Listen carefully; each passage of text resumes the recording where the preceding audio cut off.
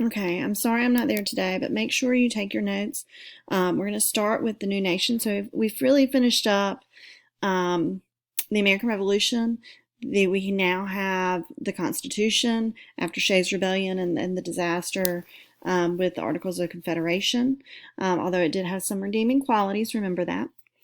And now we're going to focus on really Washington's administration and how we get the government that we kind of have today. How that government is formed. So kind of keep that in mind as we're going along, and make sure you take notes. You can pause the video as you need. Okay. So we'll start with George Washington, so Roman numeral 1, and this again is under the New Nation title. And he's the first president of the new United States, 1789 to 1797 will be his years in office. Okay. And just a little about George Washington. You obviously know that he was a leader in the Continental Army, and also that he was presiding over the Constitutional Convention. So he really does know all of the arguments about the Constitution, right? Okay. Now, he takes office. And he's everybody agrees that George Washington is the right person to do this, to be the first president. I put elected as really appointed by that first Congress. And he had no desire to be president. He really wanted to go back to Mount Vernon and relax and do his own thing there, but he saw it as a duty. He was called to public service, and therefore he wanted to serve as a public servant that his nation has asked him this one last time. He did not have any political party affiliation. I mean, we're going to talk about the Federalists and Democratic Republicans.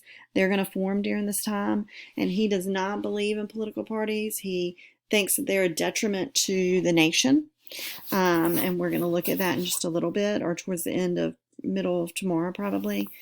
His vice president is going to be John Adams, who will be a Federalist, so there's going to be some disagreement there, particularly within his cabinet and also between him and Adams. He has a couple hard issues to handle. First off, the huge war debt from the American Revolutionary War. How are they going to pay that off?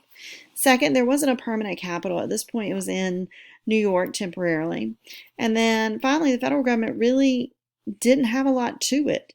There was a president, a vice president, and at this point, a Congress, and that's all that was really part of the federal government at this point. We knew that in the Constitution it talks about the Supreme Court, and that had to be kind of set up and began, but not a lot of district courts, not cabinet, not executive offices, things of that sort hadn't started yet. Okay. So the very first thing Washington is going to do is going to set up his cabinet.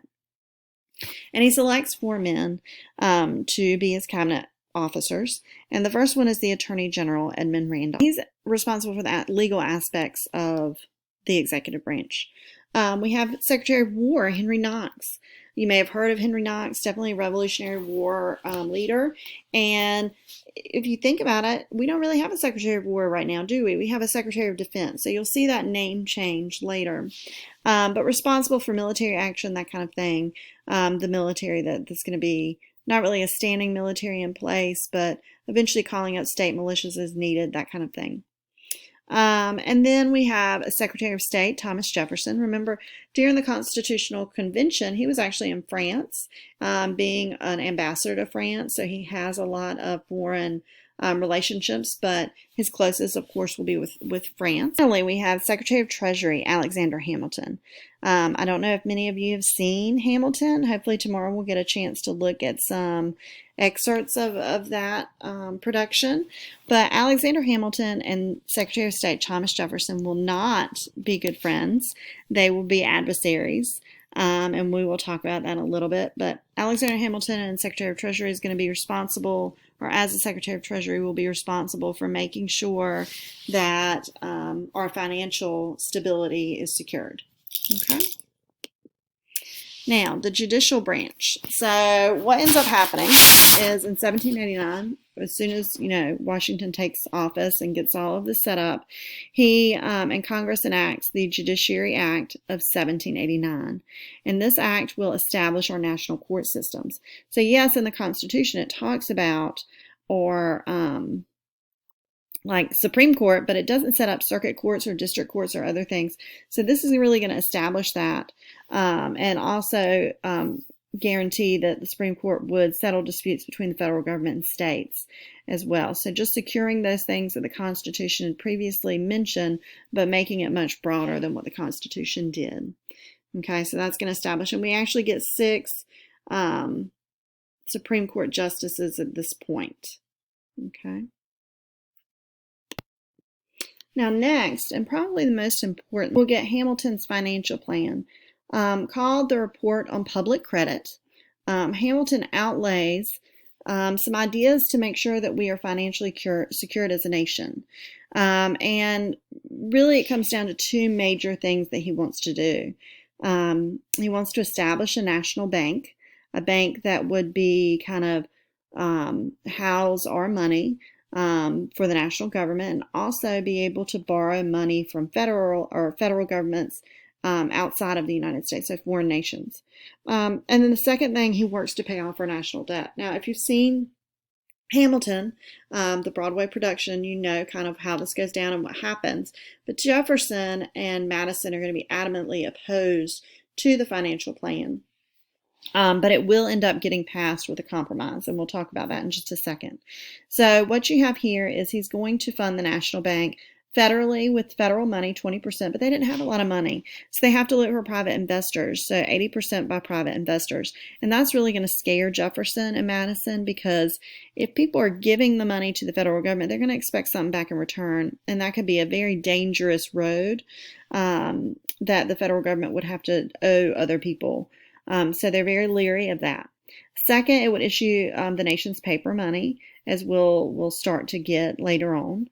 And, you know, it really, Madison and others made the argument that it's going to create an alliance between the federal government and the wealthy. Second, to pay off national debt. The plan is that the bank would assume all of the state's debts, okay, from the Revolutionary War, and that the bank would then pay that debt off over time. Now, assuming that large amount of debt gives them the opportunity to show other nations that they can pay that debt off, which then will make them a good creditor to other nations, so that other nations would want to loan them money. And so what ends up happening is for states like Virginia that had already paid off their debt, they don't want to pay for that. They do not want to put money in because at this point they've already paid their debt off. They don't want to be paying for Massachusetts and Maryland's debt and what they've already paid. So at this point, the southern states, which most of them had already paid on their debts, do not agree with it. So Hamilton has to give them something in return. And what he offers the southern states, Jefferson and Madison in particular will be in this agreement, is the capital. So the idea that Washington, D.C.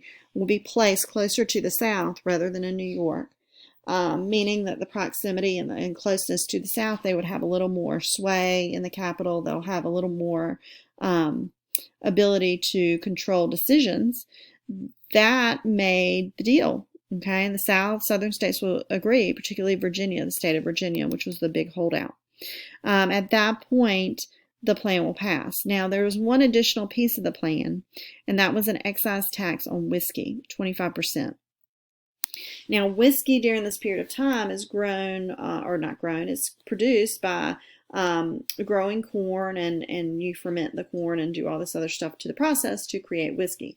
And 25% is quite a high tax, and we already know that these states are not very fond of taxes. So we're going to get an event later that we'll talk about tomorrow called the Whiskey Rebellion in response to this 25% excise tax to help fund the national bank.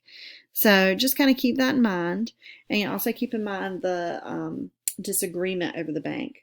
And it really divides those two groups, which will eventually become the Federalists with Hamilton and the Democratic Republicans with Jefferson. Okay. Now, the last thing that I want you to do is here we have Hamilton versus Jefferson. And I want you to go ahead and identify, and you may have already done this in the anchor point so you can look back, but what are the differences between these two gentlemen, Jefferson and Hamilton? Maybe one is pro-French, one favors the wealthy. Just kind of think about those things and make a list And that will be your last part that you have to do for today. After you finish that, as far as the lecture is concerned, after you finish that, you will then work on your AP Classroom assignment, and that's period 3 progress check, and that is in AP Classroom. Okay, thank you. I will see you tomorrow, and I miss you guys, and don't forget you should be studying for your test at this point. So make sure you're being responsible and doing that, preparing, okay? And text me if you have any questions.